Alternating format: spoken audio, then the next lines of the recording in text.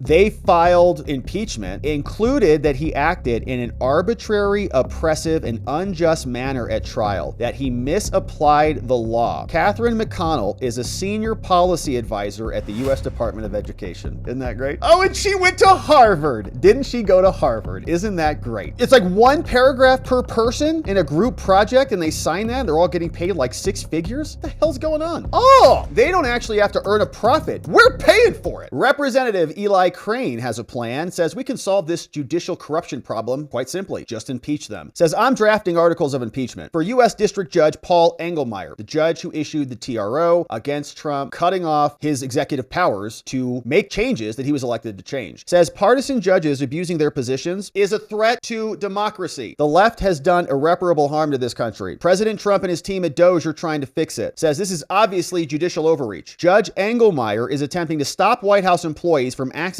the very systems they oversee. Where in the Constitution does it say a president and his team cannot root out waste, fraud, and abuse? It doesn't, Representative Crane. But we were looking into this, and of course, we ask about impeachment. In fact, yesterday we had the wild idea about forming a select committee to investigate judicial corruption, and you could fill it with whomever you want because of Liz Cheney and her precedent with Nancy Pelosi, and you could subpoena certain people to come in, and their professional position, like if you were working in the executive branch, for example, your privilege against coming in and responding is irrelevant. So you could do the same thing with judges. And then when they deny the subpoenas, of course, you could indict them, just like they did to Steve Bannon and Peter Navarro. And then you're like, Rob, that's crazy. They literally did it. Okay, that's the point. So that a little bit far out there. But what about impeachment, right? You only need to do this to one judge. You just get one judge impeached. You just get one judge subpoenaed to your fake select committee, or one judge gets indicted for tax crimes or whatever else they do. Okay, whatever they're doing in their free time, I'm sure it's all above board, I'm sure. But here's the point. You don't even need to go that far, okay? We talk a lot about impeachment here, and the regular standard for impeachment is about high crimes and misdemeanors, right? You get indicted, so-called, in the House of Representatives, then they take you over to the Senate for the trial, and then you're convicted and removed from office. So the same question comes up. Have these judges, Engelmeyer and Vargas and the other ones, have they committed a high crime and misdemeanor? Maybe not, probably not. But are they acting with good behavior, capitalized with a B there? Here's what Article 3, Section 1 says. The judicial power of the United States shall be vested in one Supreme Court and in such inferior courts as the Congress may from time to time ordain and establish, right? So Congress could change the jurisdiction of the court and modify what DC does. The judges, both of the Supreme and the inferior courts, shall hold their offices during good behavior. What does that mean? And shall at stated times receive for their services a compensation which shall not be diminished during their time in office. Now, this is called the good behavior clause. Now, modern interpretations, as this article says, this article was posted for us over at the congress.gov website, they wrote it, said usually it's high crimes and misdemeanors, but others have said no, it's actually a whole different standard that hasn't really been fleshed out in American law. We haven't had this come up a bunch. Others have rejected this notion, but there is some support for this in both sides. Usually, as a practical matter, this has not happened. The conduct of impeaching a judge is varied, right? It's not just for high crimes and misdemeanors. This article went through and gave us several examples. They've removed federal judges for intoxication on the bench, abandoning the office to join the Confederacy, various types of corruption as well. Congress has also impeached and removed judges for perjury and income tax evasion, right? Those might be high crimes and misdemeanors, but it's not clear. Now look at this. Right after the Constitution was signed and the country was just a baby, in 1804, Jeffersonian Republicans tried to nuke the Supreme Court Chief Justice at the time, called Samuel Chase, who they viewed as openly partisan and biased against their party. So in other words, they filed impeachment, included that he acted in an arbitrary, oppressive, and unjust manner at trial, that he misapplied the law, that he expressed partisan political views to a grand jury, right? This guy was just kind of a hack. They attempted to impeach him. Congress never removed him because of the political views. So in other words, they impeached him for that. It wasn't like some high crime or misdemeanor. Like, this guy's just a partisan hack, and he shouldn't be doing this from the Supreme Court. That's not what he's here for. So that's a good basis. So based on this historical practice, the good behavior standard arguably guards against the removal for a disagreement about the law's interpretation or political disagreements. And I don't know about that. I mean, it sounds like they just didn't have the willpower to get that done. So there are other criminal prosecutions, right? Judge Harry Claiborne, before he was impeached, he challenged an indictment. He got indicted. So there's a lot that could go on here. And these judges should be held to account. They're not gods in this country. And for them to just be able to,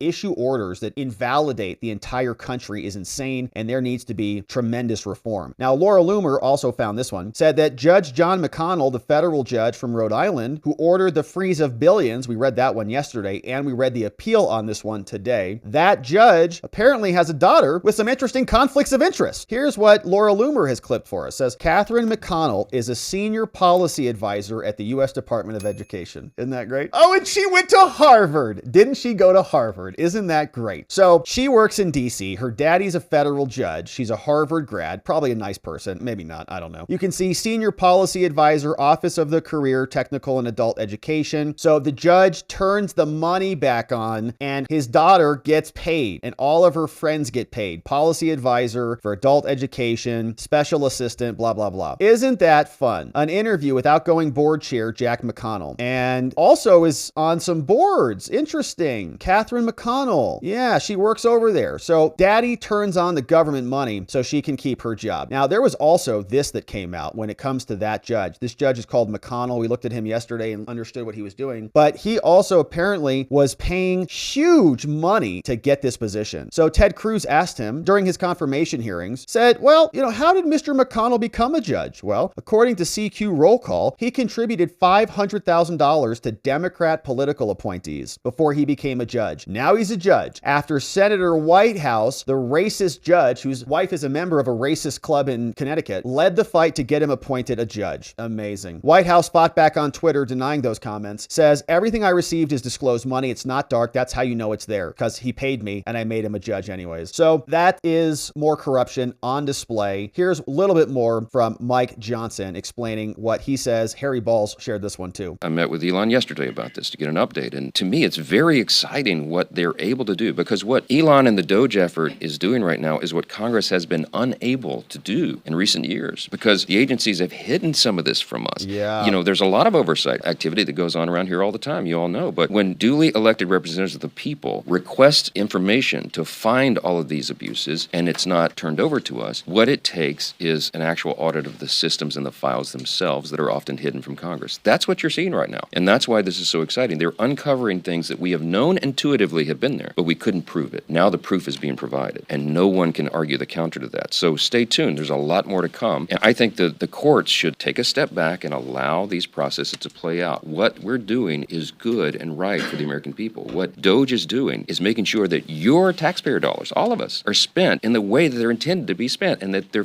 in America's interest, and they're financially responsible with the precious taxpayers' money. We have a $36 trillion federal debt, and we have got to get hold of these things. You're going to see it reflected in the reconciliation package that comes forward. You're going to see it reflected in appropriations as we go forward, and you're going to see it in these efforts to cut the waste, fraud, and abuse. And we think the final number on that is going to be substantial and a game changer in Washington for the country. Yeah, it is. And it's a sick thing that we're watching happen in real time. And he's like, all you people, all your taxes are coming out too. It's like, well, a lot of people in that room, including these Congress people, are getting more than they're giving, right? They're net takers. The rest of us are paying in. Nobody pays us grants to do stupid crap all day, but they get it, right? And you're always wondering, we're always sitting here wondering, like, how do these media companies pay all these people to do nothing? We read articles here with like 4 people on the bylines, like this person, this person, this person, this. It's like 5 paragraphs. I'm like, what? It's like 1 paragraph per person in a group project, and they sign that and they're all getting paid like 6 figures? What the hell's going on? Oh, they don't actually have to earn a profit. We're paying for it. And I'm happy that Congress is, now coming around. I appreciate Mike Johnson's statements on that, but I'd like to see some enthusiasm. Like, this is a 5-alarm fire that we're discovering. What is Congress doing about it? Where is the Judiciary Committee with new legislation to come in and support DOGE, make DOGE permanent, give DOGE more power, take away the criticisms that they're lobbying against Elon, right? Make a special position or something for, techno genius of America or whatever. Do something, right, to codify this and solidify the efforts. Don't just sit there from the sidelines and act like cheerleaders with your pom-poms, for crying out loud. We appreciate the pom-poms, Mike. You sound great, but you have control of both houses. Do something about the judges. Talk about defunding DC, the judiciary. Let's do something. We have a lot of momentum here. Let's not squander it, please.